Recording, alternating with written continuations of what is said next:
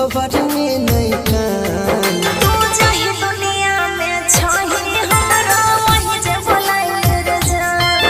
तू चाहे दुनिया में छही हमरा वही जे बोलाइल रे जान। तोरा घर भरनी मन मिललो हमरा मिल गे शमशान।